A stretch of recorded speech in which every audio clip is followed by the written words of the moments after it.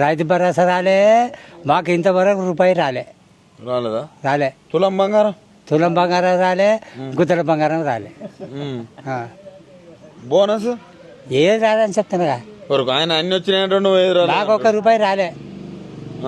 ₹1 రాలే. నువ్వు ఏం రాలేదంటావు? రేవంత్ రెడ్డి అన్ని ఇచ్చినంట. అన్ని ఇచ్చిన అంటాడు, మసగా చెప్తాడు. మాకే అవసరం అది రాంది.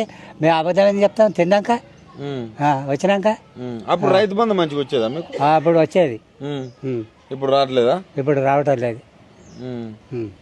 మరి రుణమాఫీ ఓలోరికి మాపి అయింది, ఓలోరికి మాపి కాలే.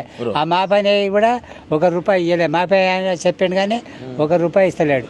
మా చెట్ల కింద మంచిగా కూర్చున్నావు, మంచిగా పనులు అయితే అన్నట్టున్నాయి. కాంగ్రెస్ వచ్చినాక అదే అన్ని అయితేనే ఉన్నాయి.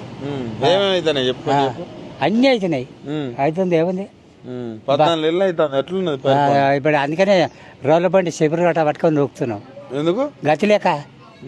ఏముంది, రేవంత్ రెడ్డి బాయికాడ పంట పండక, ఏం పని దొరకక సరిపోయింది.